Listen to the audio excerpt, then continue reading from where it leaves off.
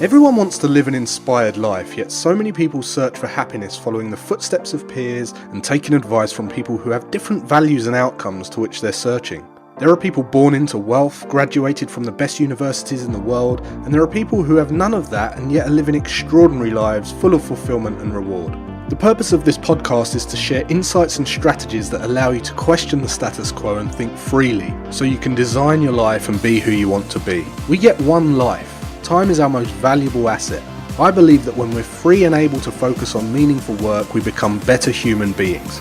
This is Always Free, and I'm your host, Jason Graystone.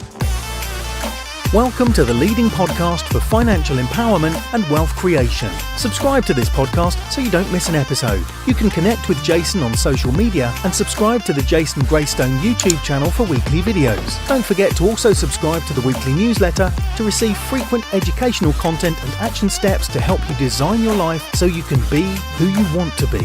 For news on all future events and updates, go to jasongraystone.com. Well, welcome back to the podcast, guys. If you're listening to this for the first time, welcome. This is the number one podcast for financial empowerment and wealth creation. And if you haven't listened to the rest, go back and start at number one. It's in a specific order. It's not like the kind of podcast that you can kind of pick up, although you might get valuable nuggets from each one.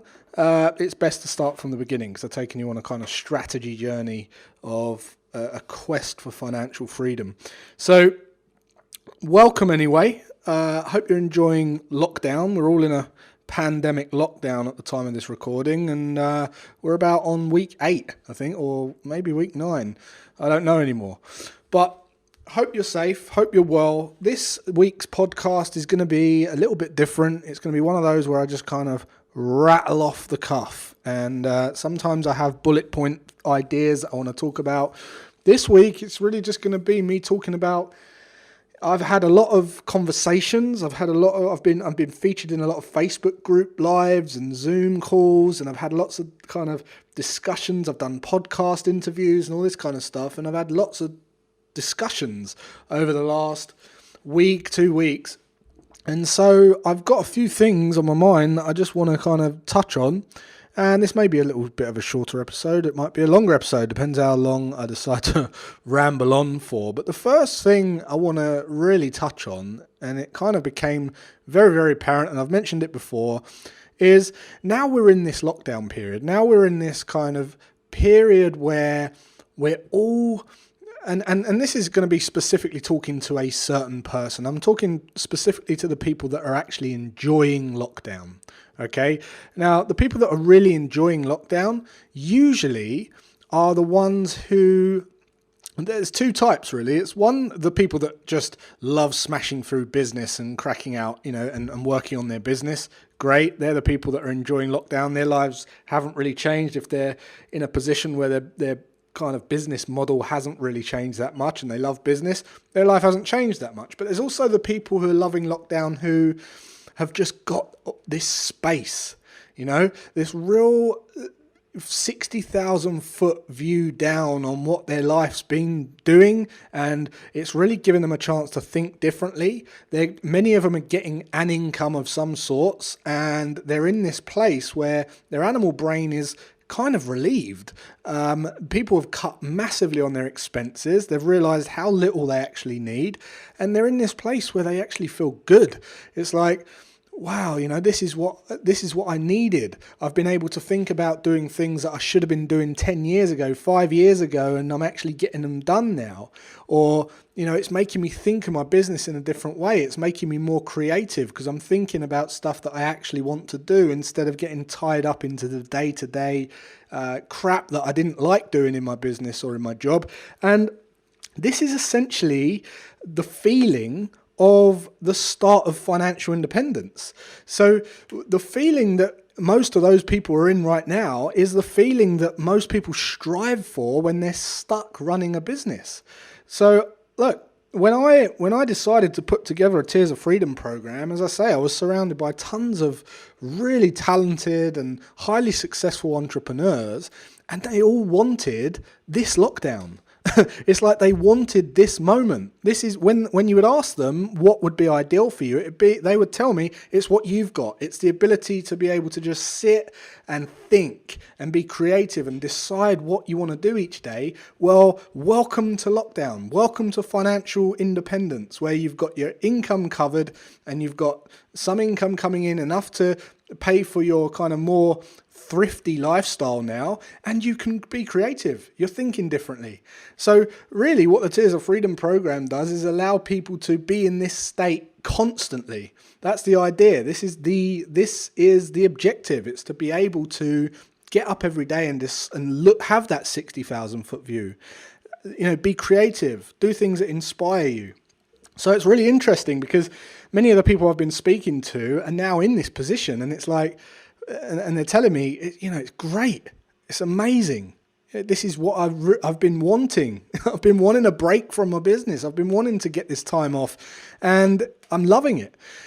So I wanted to kind of touch on that because I want to, that is a blessing in disguise. If you're in that position, this is where you want to use that time to think about what your business looks like when we come out of lockdown. When we're coming out, how are you going to make sure that this is continuous, this is ongoing? If something didn't work in your business and you had to get furloughed, or you had to furlough yourself, or your business couldn't quite carry on, what was broken about it? This is where you can use that creative mind to think how you can build a contingency plan for that, or an innovation, or a reinvention in some part of your business that's going to allow you to not be in that position ever again. And what you want to do is create a system, or you want to be able to deliver a service that will allow you to still live like you're in lockdown, where you can choose what you do each day, you're controlling your lifestyle costs, you've got the freedom of time, you've got your time wealthy, and you can think higher picture, bigger picture, higher vision. And that's a great insight that I've gleaned from talking to some of these entrepreneurs on my discovery calls over the last couple of weeks. It's been amazing. And people have been realizing how little they actually need. They're like, I realized I don't need all that stuff that I had before. That stuff I was paying for, I'm doing fine without it. Although their income might have been cut slightly, more importantly, their lifestyle costs have been cut. And it's much easier to cut lifestyle costs than it is to go and earn more money, right? So another insight that I've got from speaking to people over the last couple of weeks is the fact that whenever I kind of talk about income streams and developing more of them, they seem to be closed to the fact of doing that. They're like in animal brain mode, and they're kind of, oh no, I can only, I've got to get my business working, or I'm happy with my job, so I'm not going to be looking at doing other stuff. I just want to focus on my job. And they're kind of getting on that hamster wheel of getting stuck in one income stream. And I ask the people, I say, look, how many expense streams have you got? And they tell me, they were saying, well, I've got about 16 or 17 expense streams. And I say, well, how many did you have 20 years ago? And they said, well, 5, 6. And I say, so you're increasing your expense streams, but you're not increasing your income streams. And it kind of made the cogs turn. And what I was really getting at is, look, if you can open your mind a bit, there's no, you shouldn't be thinking that you should be stuck to one income stream. It doesn't matter if you're just focusing on your job. If you can see 60,000 foot view down, you can see opportunities, you can see partnerships, you can see collaborations, you can see digital products that you can deliver 24/7 and have a leveraged income stream from that. You can learn to invest and get a dividend yield in return from that as an income. You can learn to trade and get a return from that if you want. But really, just in business alone, you can form partnerships, you can do affiliate deals, you can get people on board to make your product or service even more valuable, and you get something for free. So it's not always about income either. It's about paying for your lifestyle, because that's all we need cash for. All we need cash for is to pay for our lifestyle. So if you can do an exchange that's effortless, where it means that you get something in your life that you normally pay for free, well, then that's a bonus. That's an income generator. Even though you're not actually producing income, you've saved that money. so your income will rise. So thinking about that, and I've always spoke about, your income going into one bucket and the expenses going out, and you kind of control that. I want you to think about throwing as many income streams into that bucket as possible so that you're trying to flood the bucket, right? And then the next thing people say when I tell them that is, yeah, look, I know I need all this stuff, and I know like your program sounds amazing, and I just don't think that I'm ready for it because I'm not generating any income. I'm not generating enough income. So I do want to invest, and I do want to set up my banking, and I do want to know how to invest and trade and all this kind of stuff. But when I start earning more income, I'll do it then. And I have to say, that's the completely wrong way of looking about it. So I want to pose a little situation to you now that might shift your mindset slightly. So I want you to imagine that you've crashed in the desert, okay? So you're on a plane, you've crashed down in the desert, and you're in the middle of the Sahara Desert. It's baking hot, and there's all kind of debris and containers and kind of these big containers off of the plane. Let's say you was on a cargo ship, right? And you've got all these containers and buckets around you. And all you're thinking about is how thirsty you are. And you're sitting there praying for it to rain so that you can have a drink. And your mouth is so dry, and the heat is 40-degree heat, and you're sweltering, dripping with sweat, dehydrating, and all of a sudden the clouds come over. And the sky goes grey, it goes dark, and you feel the patter of rain on your shoulders, right? So you look up, you've been waiting for 4 days for it to rain. So you look up, you finally go, oh, thank God. You open your mouth wide, try and catch all the rain. It starts torrential rain, and you're catching the rain in your mouth and drinking, and it feels so nice in your throat. And then 5 minutes later, the rain stops. And what you didn't do is you didn't take the time to prepare to catch that rain. You didn't get the buckets and the containers and set them all up so that you could catch as much rain as possible so that you could live even further into the future. Instead, you just have your quick, short drink because you're focused on one drink, and as soon as that drink's over, you've then got to go on to the next drink and find the next drink. You've got to hope and pray that it rains again and again and again and again, instead of having the systems there so when it does start raining, you're filling them buckets. You are literally filling your wealth liquidity system as efficiently as possible, which means you can then live and buy time into the future. And when I talk about income as water and liquidity, that is why, because it's so easy to understand that concept. And if you're not setting the system up before you get income, you're doing it wrong. That is absolutely the priority. Before you get income, you want to set this thing up so it's ready to go. Otherwise, you're probably never going to do it. You won't ever do it. You'll just get on that hamster wheel and you'll say, yeah, I'll do it later, I'll do it later, I'll do it later. Before you know it, you're stressed out. You wish you was back in lockdown and you're working your ass off. Okay? So think about that. Let that kind of simmer. And if you got value from that, let me know. If you got any comments or questions, let me know. I wanted to share that with you. Just kind of, this is what people are saying to me. So this is just purely based on conversation.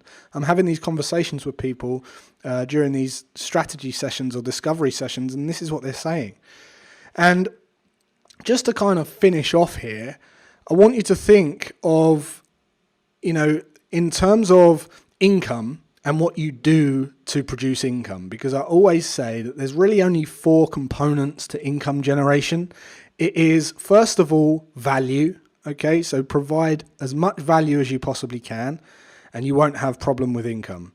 Then, second of all, you want to raise your profile so that you can get your message out and your value to as many people as possible. And then third of all, you might consider serving a different demographic, perhaps a higher income earner, so that whatever value you're providing to someone, if you provide that value and you have a big impact on someone's life, well, if you go and do that to someone who's earning 10 times the amount, then what you charge for that product or service, you're going to get paid more. And then finally, it's the amount of times that you can serve people. So this is where income streams come into it. You don't want to be focused on one income stream. Okay, you want to be focused on multiple income streams. How can I serve that person more than once? When they buy my product or service, what's going through their head at that point, and how can I complement that feeling with another product or service. Once they've achieved the result with my product, what's going through their head then? What do they need next? How can I develop a product or service that will serve their next step in the journey? Is there someone I can partner with who already does that, who can provide the service and I get a cut? So really, value, if you focus on value and you focus on the amount of people you can reach, okay, so multiple, the more people you can reach, the better, and you focus on ideal clients who are earning the income bracket that you're going after to change their life, and they'll happily pay you. And then if you can focus on the amount of income streams, the different ways you can serve them, if you multiply those things together and only work on those 4 things, your income will only ever go up. It can only ever go up. It's impossible not to go up. So if you're struggling for income ideas and you've got all this time in lockdown to think about how you can really ramp up your business, those 4 things are something you can focus on. And if you've got value from this, guys, share it around. I really hope that you're enjoying this podcast. I've had a lot of great reviews, and if you haven't left a review, please do. We've almost got 250 reviews on iTunes, and I really appreciate if you leave a review. I do read them all, and it keeps me motivated to keep this podcast going. So that's it for this week, guys. Bit of a rant and a tangent, but it was one of those days, one of those weeks. I'm going to get out in the sun. So stay safe and stay well. Have a great rest of your day and weekend, and I'll see you then.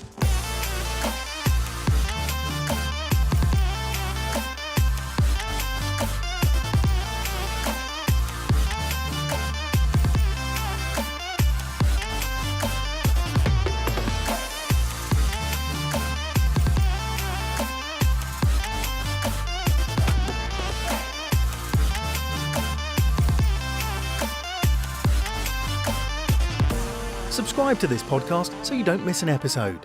For news on all future events and updates, go to jasongraystone.com.